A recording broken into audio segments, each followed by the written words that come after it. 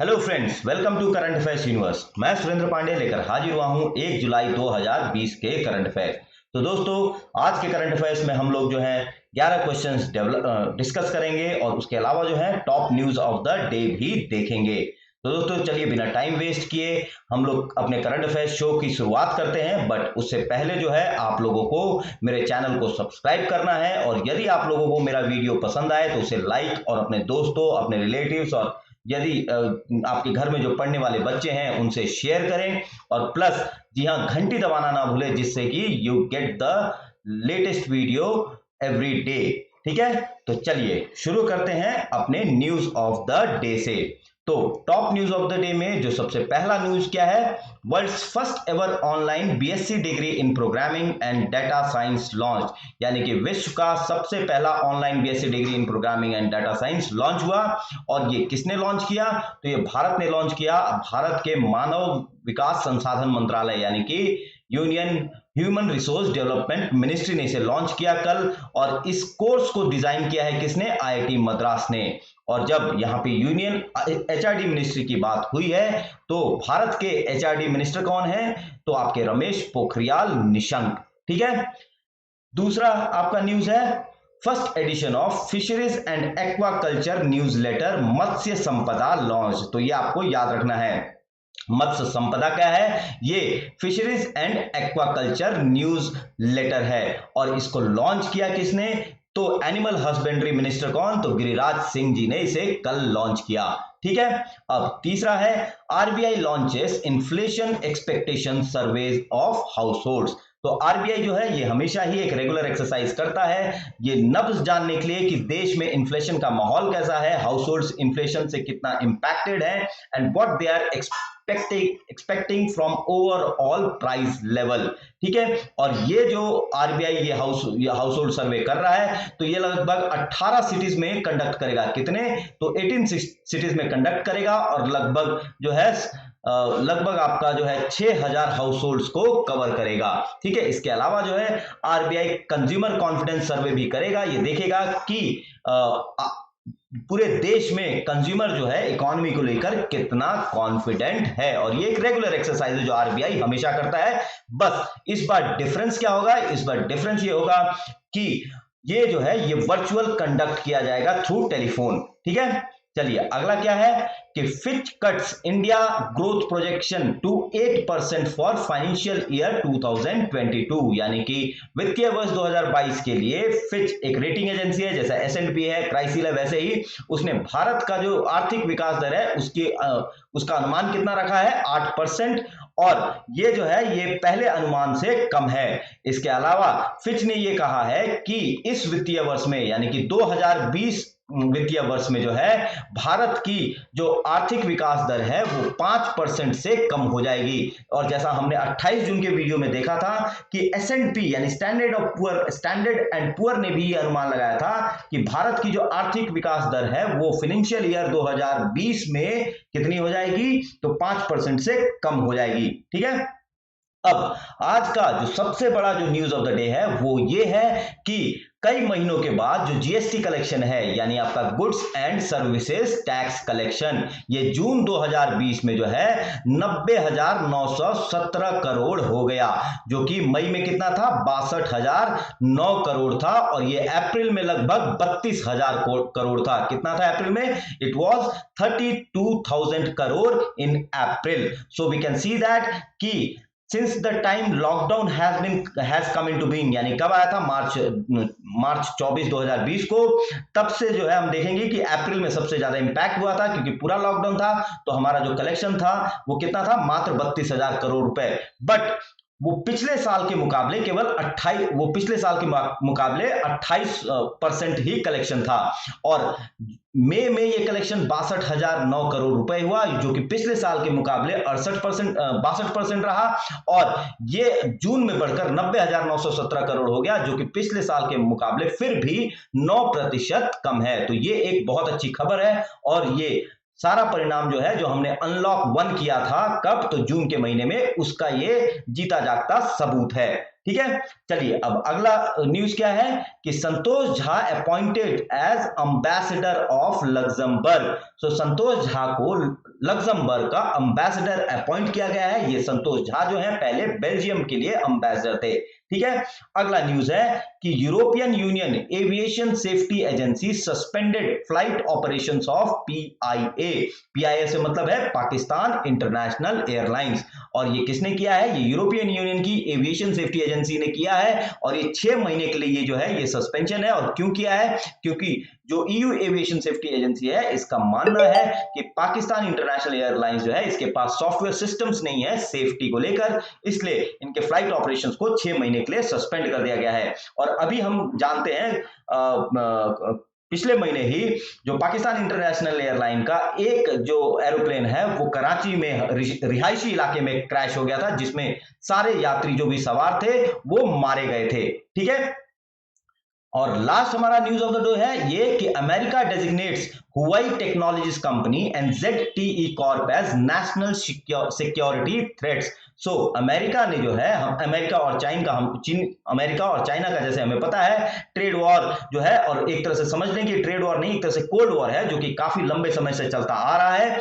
और इसी की लीग में अभी अमेरिका ने नया स्टेप लिया है जिसमें उसने हुआई टेक्नोलॉजीज जो कि एक 5G कंपनी है और ZTE कॉर्प को नेशनल सिक्योरिटी थ्रेट मानते हुए मतलब नेशनल सिक्योरिटी थ्रेट माना है इन दो कंपनीज को। ठीक है, तो चलिए यहां पे हमारा top news of the day समाप्त होता है। और कैसा लगा तो आप हम लोग को है हमको जो है कमेंट बॉक्स में लिख के बता सकते हैं कि हमारी न्यूज ऑफ द डे की प्रस्तुति कैसी रही। तो चलिए अब हम लोग बढ़ते हैं करंट अफेयर क्वेश्चंस की तरफ।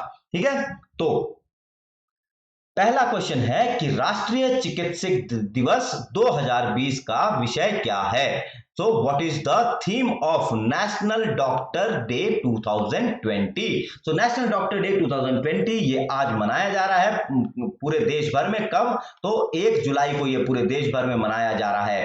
ठीक है, और ये जो दिवस है यानी नेशनल डॉक्टर डे ये लगातार जो है आपका 1991 से पूरे देश भर में मनाया जाता है, और इसमें हम डॉक्टर्स के कंट्रीब्यूशन को रिकॉग्नाइज करते हैं। और इसके अलावा ये जो है नेशनल डॉक्टर डे यानी 1 जुलाई ये डॉक्टर BC रॉय का जो है बर्थ एनिवर्सरी भी है, जो कि बंगाल के यानी कि वेस्ट बंगाल के 2nd चीफ मिनिस्टर थे। तो आपको बताना है कि राष्ट्रीय चिकित्सक दिवस 2020 का विषय क्या है? तो उसका विषय है आपका आंसर बी है कोविड-19 के मृत्यु दर कम करना, यानी कि लेसन द मॉर्टेलिटी ऑफ कोविड-19।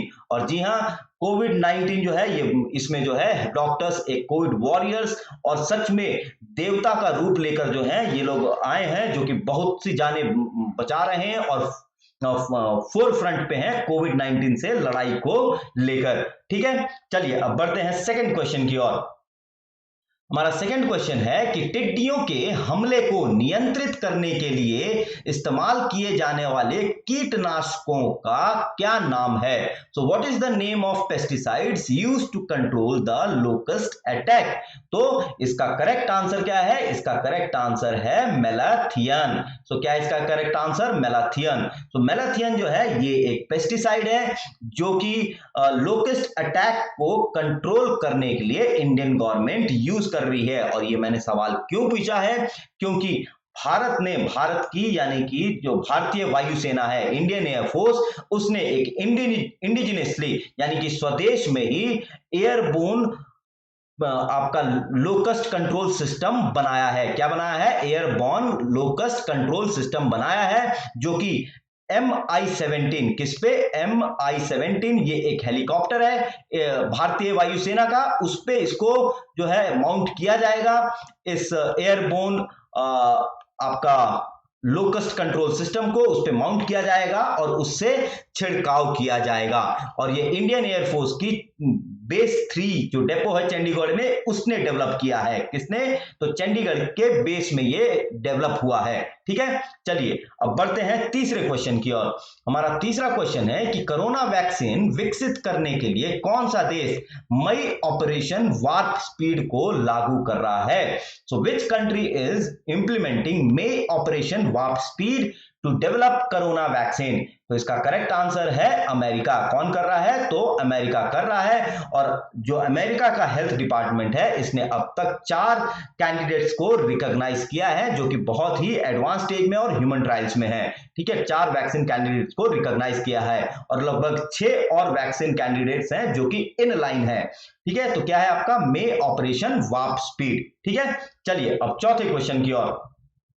हमारा चौथा क्वेश्चन है कि पाकिस्तान सेना की पहली महिला लेफ्टिनेंट जनरल कौन बनी? So who became the first female lieutenant general of Pakistan army? तो इसका करेक्ट आंसर है आपका ए, यानी कि निगार जौहर। सो निगार जौहर है ये पाकिस्तान की पहली महिला थी जिन्होंने की कोई कमांड संभाला था और अब ये पहली महिला लेफ्टिनेंट जनरल है पाकिस्तान आर्मी की।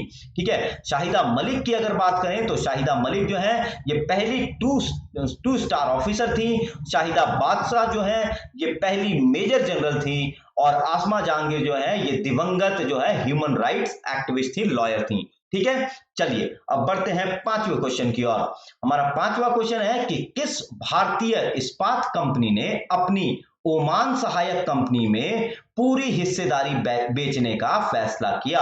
सो which Indian steel company decided to sell its complete stake in its Oman subsidiary? तो ये कौन है? तो आपका करेक्ट ऑप्शन है बी, यानी कि जिंदल स्टील, जिसका हेडक्वार्टर कहां है? जिसका हेडक्वार्टर है हिसार, हरियाणा में। So Jindal steel and power limited ने ओमान में जो इनकी सब्सिडियरी है जो कि जिंदल सदीद के नाम से जानी जाती है, जिंदल सदीद, उसमें अपना पूरा स्टेक बेचने का निर्णय लिया है, जिसके तहत इसको लगभग $1 बिलियन का रियलाइजेशन होगा। कितना? $1 बिलियन का रियलाइजेशन होगा। ठीक है, चलिए अब छठे क्वेश्चन की ओर बढ़ते हैं। हमारा छठा क्वेश्चन है कि Cholamandalam MS general insurance company limited के प्रबंध निदेशक के रूप में किसने पदभार संभाला? So who took over as the managing director of Cholamandalam MS General Insurance Company Limited? तो इसका करेक्ट ऑप्शन है वी सूर्य नारायण। कौन? तो वी सूर्य नारायण ये Cholamandalam MS general insurance company limited के क्या हैं? ये चीफ ऑपरेटिंग ऑफिसर हैं और ये कल से मतलब इन्होंने आज से पदभार संभाल लिया है। क्यों? क्योंकि इनके जो इससे पहले जो मैनेजिंग डायरेक्टर प्रबंध निदेशक थे जिनका नाम है एसएस गोपाल रत्नम। क्या नाम है? एसएस गोपाल रत्नम। ये जो है कल यानी कि जून 30 को ये सेवानिवृत्त हुए थे और उसके बाद वी सूर्य नारायण ने मैनेजिंग डायरेक्टर का पदभार संभाला। अब रही बात सौमित्र चक्रवर्ती की, तो सौमित्र चक्रवर्ती कौन है? ये फिनोवेशन के सीईओ हैं। फिनोवेशन यानी कि फिनटेक की एक स्टार्टअप कंपनी है फिनोवेशन, तो सौमित्र चक्रवर्ती उसके सीईओ हैं। ठीक है, चलिए अब सातवें क्वेश्चन की ओर बढ़ते हैं। हमारा सातवां क्वेश्चन है कि किस कंपनी को ग्रेट प्लेस टू वर्क द्वारा एशिया के बेस्ट वर्क प्लेस 2020 से सम्मानित किया गया है? So which company is awarded Asia's best work place 2020 by great place to work? तो ये किसको रिकॉग्नाइज किया गया है? तो ये है आपका जनरल मिल्स। किसको? तो जनरल मिल्स को रिकॉग्नाइज किया गया है। ये दुबई की कंपनी है और इसके जो मैनेजिंग डायरेक्टर हैं वो है बालिका राधा कृष्णन। तो ग्रेट प्लेस टू वर्क ये एक फर्म है जो कि वर्क प्लेसेस को रिकॉग्नाइज करती है। तो किसको रिकॉग्नाइज किया है? जनरल मिल्स को एशिया का बेस्ट वर्क प्लेस माना गया है। ठीक है, चलिए अब बढ़ते हैं आठवें क्वेश्चन की ओर। हमारा आठवां क्वेश्चन है कि निम्नलिखित में से किस कोर सेक्टर में मई 2020 में गिरावट नहीं दर्ज की गई? So which is the only core sector to not witness contraction in May 2020? So contraction से मेरा मतलब है आउटपुट में गिरावट नहीं आई। कोर सेक्टर जो कि लगभग पूरे industrial index for industrial production IIP का, ठीक है, यानी कि index for industrial production IIP का लगभग कितना मोर देन 40% कंट्रीब्यूट करते हैं ये कोर सेक्टर। और ये कितने हैं टोटल इंडिया में? ये 8 कोर सेक्टर हैं। ठीक है, तो मई के महीने में लगभग सारे कोर सेक्टर्स में गिरावट आई है। कितने की गिरावट आई है? तो 23.4% की। ठीक है, 23.4% या फिर आप बोले तो 23.4% की गिरावट आई है। लेकिन केवल एकमात्र एक ऐसा सेक्टर है जिसमें 7.5% की वृद्धि आई है। तो ये कौन है? तो ये आपका करेक्ट ऑप्शन सी यानी कि उर्वरक यानी कि फर्टिलाइजर सेक्टर। तो आपका कोयला में गिरावट है, कच्चा तेल, उर्वरक, सीमेंट और बिजली। फिर इसके अलावा जो है बाकी 4 जो कोर सेक्टर हैं वो कौन है? तो आपका नेचुरल गैस है, फिर उसके बाद जो है एक्सक्यूज मी,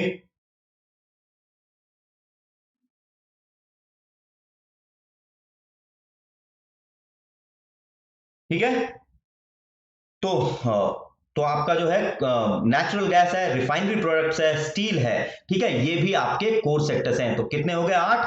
कोयला, कच्चा तेल, उर्वरक, सीमेंट और बिजली, उसके बाद आपका जो है natural gas, refinery products, steel, ये जो आपके हैं कोर सेक्टर में आते हैं। टोटल नंबर कितने हैं? 8। ठीक है, चलिए अब 9वें क्वेश्चन की ओर बढ़ते हैं। हमारा 9वां क्वेश्चन है कि बोस्टन कंसल्टिंग ग्रुप द्वारा किस कंपनी को 6वीं सबसे इनोवेटिव कंपनी के रूप में नामित किया गया है? So which company has been named as the 6th most innovative company by the Boston consulting group? तो ये किसको नामित किया गया है? तो ये है आपका हुआई को। किसको? तो हुआई को जो है 6th मोस्ट इनोवेटिव कंपनी के लिए नामित किया गया है। और पहली 5 कंपनी कौन है? तो आपका है एप्पल, फिर अल्फाबेट, अमेजन, माइक्रोसॉफ्ट और सैमसंग। तो एक और बार मैं दोहरा दूं, एप्पल, अल्फाबेट जो कि गूगल की कंपनी है, अमेजॉन, फिर आपका माइक्रोसॉफ्ट और सैमसंग, और 6ठे नंबर पे हुआई है। ठीक है, चलिए अब बढ़ते हैं 10वें क्वेश्चन की ओर। हमारा 10वां क्वेश्चन है कि किस देश के शोधकर्ताओं ने रेटिनल नस रोके जाने के बाद दृष्टि हानि को रोकने के लिए एक आई ड्रॉप विकसित किया है? So researchers of which country have developed an eye drop to prevent vision loss after retinal vein occlusion. So retinal vein occlusion क्या होता है? बेसिकली जो रेटिनल वीन ऑक्लूजन है इसका काम ये होता है कि जो ब्लड आंख में आता है उसको आंख में जाने से रोकता है, बट कभी कभी जाने से उसको बाहर करता है जिससे आंख में ब्लड ना रुके। लेकिन जब कोई उस वीन में क्लॉट हो जाता है तो क्या हो जाता है कि आंख में ब्लड आने लगता है जिससे विजन चले जाते हैं। तो पहले जो है ये हालांकि इलाज था, लेकिन ये इलाज काफी दर्दनाक था। It used to be very painful and उसके बावजूद भी people used to lose their vision, तो फिर भी वो अंधे हो जाते थे। तो उसके लिए जो है कहां के रिसर्चर्स ने एक आई ड्रॉप डेवलप किया है जो कि काफी कारगर सिद्ध हो रही है ट्रायल्स में, तो वो है आपका अमेरिका के कोलंबिया यूनिवर्सिटी के रिसर्चर्स ने ऐसा कारनामा कर दिखाया है। ठीक है, चलिए अब बढ़ते हैं 11वें क्वेश्चन की ओर। हमारा 11वां क्वेश्चन है कि किस भारतीय कंपनी ने अंतरराष्ट्रीय थर्मोन्यूक्लियर प्रायोगिक रिएक्टर परियोजना के लिए क्रायोस्टैट बनाया है? So which Indian company has built the cryostat for international thermonuclear experimental reactor project? तो इसका करेक्ट ऑप्शन है आपका L&T। कौन है? तो लार्सन एंड टुब्रो, L&T। ठीक है, जिसके जो आपके सीईओ जिसके ग्रुप चेयरमैन है AM नायक। कौन है? AM नायक। तो आप यहां पे देख सकते हैं अगली स्लाइड में मैंने सारा जो है मेन पॉइंट्स लिखा है। तो ये जो क्रायोस्टैट है ये कहां बिल्ड हुआ है? ये हजीरा कॉम्प्लेक्स सूरत में मेक इन इंडिया इनिशिएटिव के तहत। ये क्रायोस्टैट है क्या? ये एक वैक्यूम प्रेशर वेसल है जो कि 3850 टन स्टेनलेस स्टील से बना है।